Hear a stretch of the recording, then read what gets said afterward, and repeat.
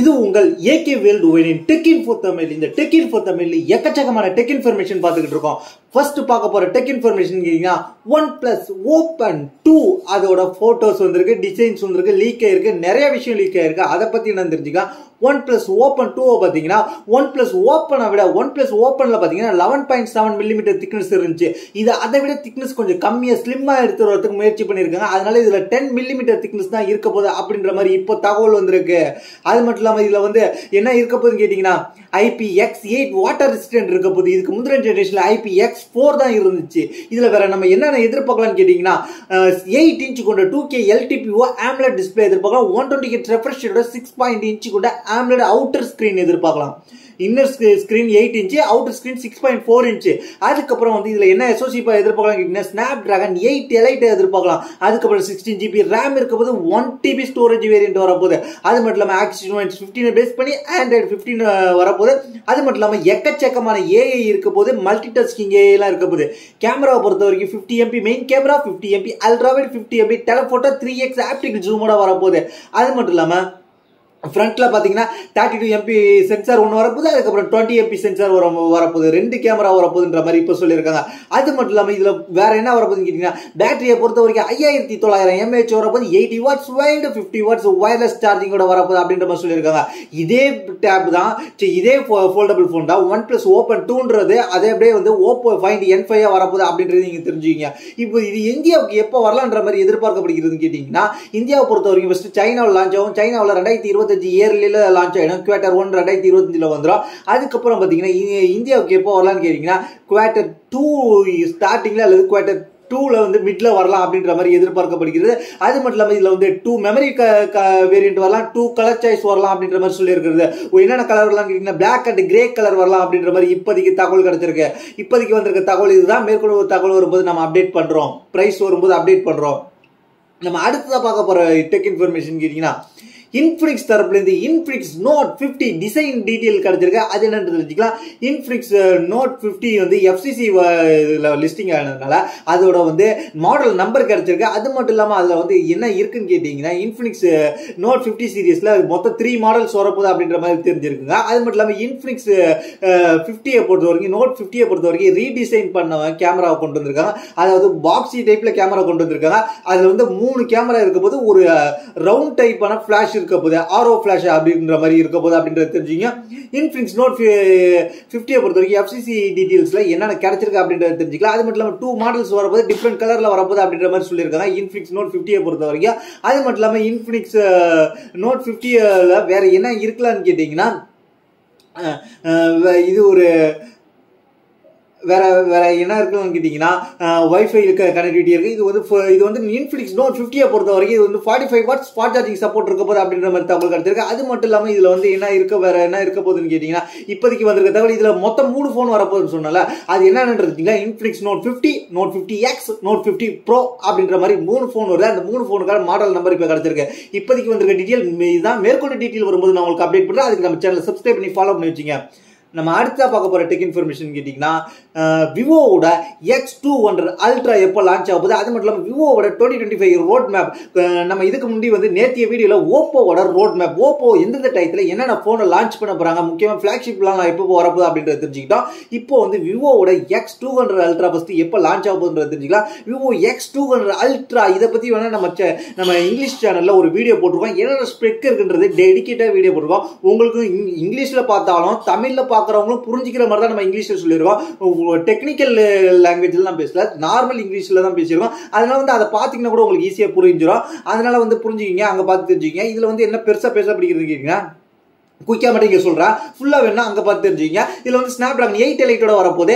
ஏன்னா விவோ வந்து X200 சீரிஸ்ல MediaTek Dimensity போனாங்க. இப்ப விவோ X200 அல்ட்ரா மட்டும் Dimensity 8 விட்டுட்டு Snapdragon 8 Elite போயிருக்காங்க அப்படின்ற தகவல் கிடைச்சிருக்கு. அது மட்டும் இல்லாம இதுல வந்து வேற என்ன வரலாம்னு கேட்டீங்கன்னா 200MP ஒரு கேமரா வரலாம், 2 50MP கேமரா வரலாம், அதுக்கப்புறம் வந்து 200MP பெரிஸ்கோபிக் கேமரா வரலாம் அப்படின்ற மாதிரி சொல்லப்படுகிறது. அது மட்டும் இல்லாம இதுல வந்து என்ன எப்பப்ப வரலான்றது ரோட் மேப் என்னன்னு கேட்டீங்கன்னா எப்பப்ப லான்ச் பண்ண போறாங்க போறாங்க அப்படின்றத தெரிஞ்சுக்கங்க. விவோ 2025 பொறுத்த வரைக்கும் இது வந்து என்ன சொல்லியிருக்காங்க, இது வந்து ஷெட்யூல் ஃபிளாக்ஷிப் சீரிஸ் லான்ச் பண்ற ஷெட்யூல். இது வந்து பின்னாடி மாறலாம். இப்போதைக்கு அவங்க இந்த பிளான் பண்ணியிருக்காங்கன்றத மட்டும் தெரிஞ்சுக்கங்க. இது வந்து ஸ்னாப்டிராகன் 8 எலைட்டோட விவோ எக்ஸ் ஃபோல்டு 4 அதுக்கப்புறம் அல்லது எக்ஸ் ஃபோல்டு 4 Pro இது ரெண்டுத்துல ஏதாவது ஒன்று வரலாம். இது ஜூன் ஜூலைல வரப்போகுது அப்படின்ற மாதிரி சொல்லியிருக்காங்க. அதுக்கப்புறம் ஃபோல்டு 3 பொறுத்த வரைக்கும் எக்ஸ் ஃபோல்டு 3 சீரீஸை பொறுத்த வரைக்கும் மார்ச் 2024 வந்துச்சு. அதே போல தான் இதுவும் இருக்கும். அதை விட பின்னாடி வரலாம் கொஞ்சம் அப்படின்ற மாதிரி சொல்லப்படுகிறது. அது மட்டும் இல்லாமல் இதில் வேற என்ன வரலாம்னு கேட்டிங்கன்னா, மீடியாடெக் டிமென்சிட்டி 9400 டேப்லெட் ஒன்று ஒர்க் பண்ணிக்கிட்டு இருக்காங்க. ஸ்மால் ஸ்கிரீன் ஹெட்செட்டோட வரப்போகுது அப்படின்ற மாதிரி சொல்லியிருக்காங்க.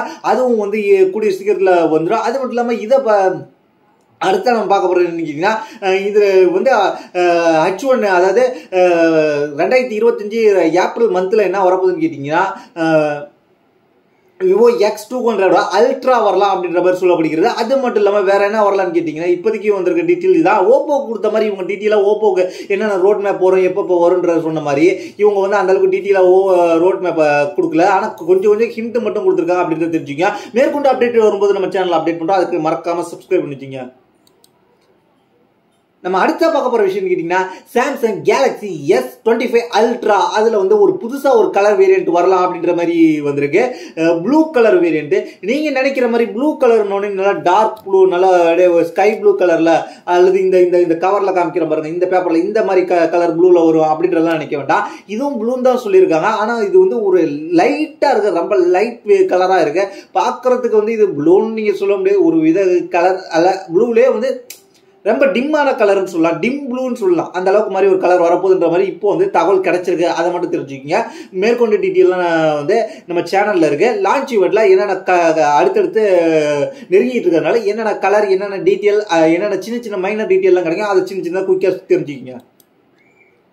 அதுக்கப்புறம் நம்ம பார்க்க போற விஷயம் கேட்டீங்கன்னா, வாட்ஸ்அப் இப்போ வந்து 10 இயரா வந்து கிட்டத்தட்ட வந்து அவங்க வந்து என்ன பண்ணிட்டு இருக்காங்கன்னு கேட்டீங்கன்னா, மெசேஜ் வந்து பிரைவேட்டா ப்ரொடெக்ட் பண்ணிக்கிட்டு இருக்காங்க. அந்த 10 இயர்ல அவங்க என்னென்ன கொண்டு வந்திருக்காங்கன்னா, என் டு என்கிரிப்ஷன் கொண்டு வந்திருக்காங்க, மெட்டா வெரிஃபை பேஜ் கொண்டு வந்திருக்காங்க. அது அன்னோன் காலர்ல இருந்து வர காலை வந்து நீங்க சைலன்ஸ் பண்ணிக்கலாம், 2 ஸ்டெப் வெரிஃபிகேஷன் கொண்டு வந்திருக்கலாம், பிளாக் அண்ட் ரிப்போர்ட் அடிச்சு வந்து நீங்க பிளாக் பண்ணிக்கலாம் தேவையில்லாத காலை அப்படின்னு சொல்லியிருக்காங்க. இந்த விஷயத்துல அவங்க என்ன சொல்லியிருக்காங்க கேட்டீங்கன்னா, 2024 மட்டுமே கிட்டத்தட்ட வந்து ஓவராலா இந்தியாவில் மட்டுமே 73.6 மில்லியன் அக்கௌண்ட்ஸை பேன் பண்ணியிருக்கோம், இல்லீகலான அக்கௌண்ட் அப்படின்ற மாதிரி சொல்லியிருக்காங்க. அது மட்டும் இல்லாமல் இந்த ஜனவரியில இருந்து அக்டோபருக்குள்ள 2024 மட்டும் 13.7 மில்லியன் அக்கௌண்ட்டை, ஸ்பேம் அக்கௌண்ட்டை ரிமூவ் பண்ணியிருக்கோம் அப்படின்றத சொல்லியிருக்காங்க.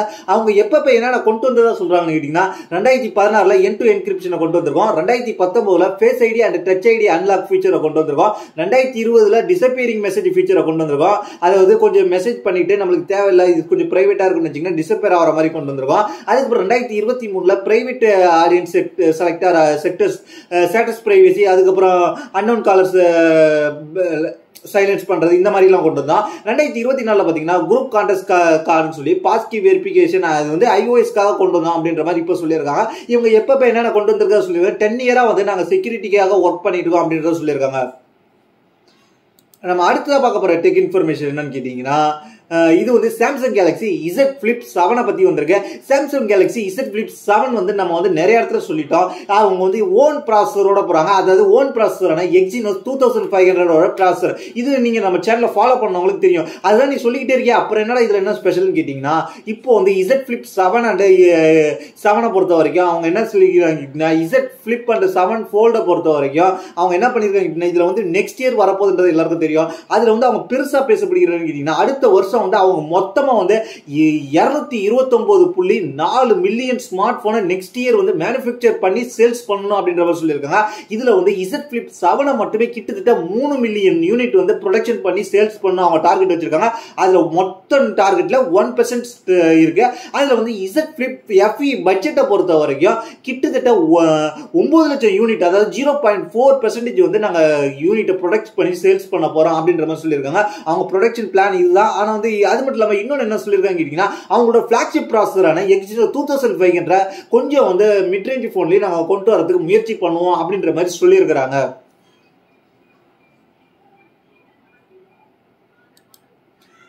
நம்ம அடுத்ததா பார்க்க போற விஷயம்னு கேட்டீங்கன்னா இன்னைக்கான ஃபைனல் நியூஸ்னு கூட சொல்லலாம். இது என்னன்னு கேட்டீங்கன்னா ஆண்ட்ராய்டு 15, அதாவது மோட்டோரோலாவோட மிட்ரேஞ்ச் ஃபிளாக்ஷிப், மிட்ரேஞ்சில் ஒரு நல்ல பர்ஃபார்மன்ஸ் பண்ணக்கூடிய போனான மோட்டோரோலா எட்ஜ் 50 ப்ரோ.